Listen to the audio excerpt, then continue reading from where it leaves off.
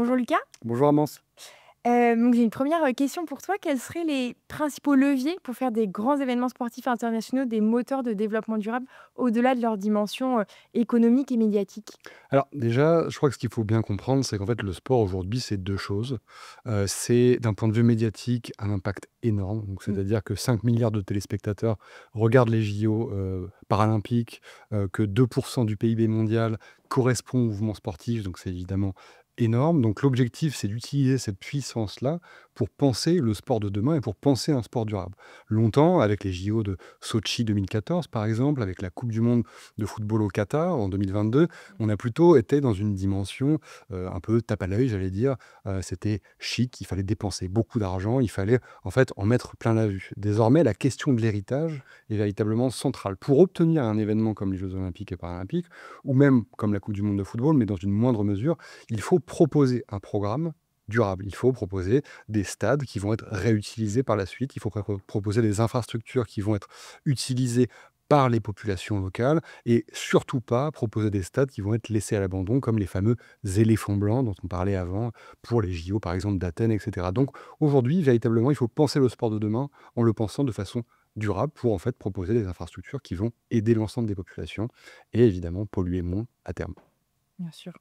Merci beaucoup à l'image un petit peu de Paris 2024 pour rester un peu dans le thème. Exactement. Et peut-être pour faire le lien avec la coopération internationale et le développement, qui est un sujet qui nous intéresse, en quoi justement la coopération internationale peut contribuer à la diffusion des bonnes pratiques et la montée en compétence surtout des acteurs locaux pour les événements sportifs qu'on peut appeler plus durables et Bah, plus responsables? tout à fait, c'est là que c'est intéressant parce qu'en réalité, le sport, c'est de la compétition, mais l'événementiel sportif, au contraire, c'est de la coopération, en fait. Et il faut imaginer que désormais, chaque événement sportif doit servir de nouveaux modèles, de nouveaux calques pour les prochains, en fait, en disant: «Bah, vous voyez, en fait, on a réussi à faire ça s'est bien passé, les populations locales ont été contentes parce qu'elles ont pu utiliser telle piscine, parce qu'elles ont pu utiliser tel stade et cetera et de fait, ça a drainé, je sais pas, un tourisme peut-être plus vert à un moment donné, ça a permis la pratique de telle ou telle activité sportive par telle ou telle population, et cetera.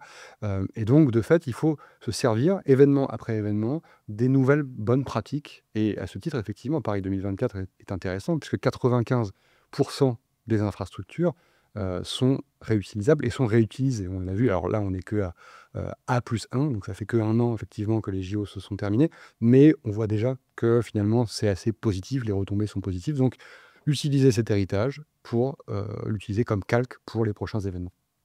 Merci. Et j'aurais peut-être une dernière question. En quoi justement l'organisation d'événements sportifs peut contribuer à la sensibilisation et à l'éducation de public de manière large sur les enjeux de développement durable et la transition écologique? Et peut-être une question sous-jacente, quid des questions justement d'inclusion sociale et d'égalité de genre aussi? Oui, alors c'est une vaste, question évidemment et je vais essayer d'y répondre de façon courte, mais en fait, le sport, c'est un langage, très concrètement. C'est une façon de communiquer avec l'autre quand on ne parle pas sa langue, par exemple. On parle d'inclusion.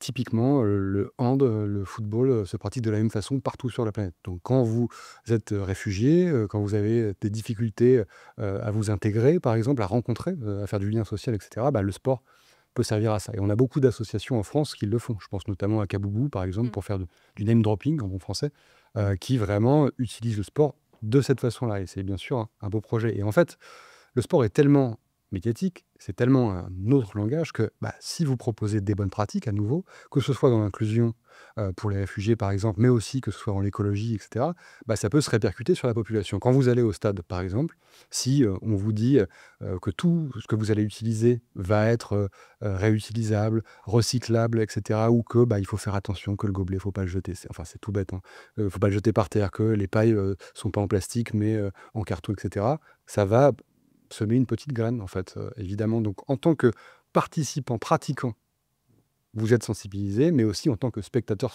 spectatrice également. Et donc, je crois qu'il faut penser ça comme ça, le sport comme ça, c'est un langage qui permet de communiquer avec l'autre quand parfois d'autres manières de communiquer ne fonctionnent pas. Un outil de sensibilisation finalement et de coopération. Exactement. Très bien, merci beaucoup. Si je comprends bien, c'est à nous de jouer maintenant pour des événements sportifs plus durables. Tout à Merci fait. Lucas. Merci à vous.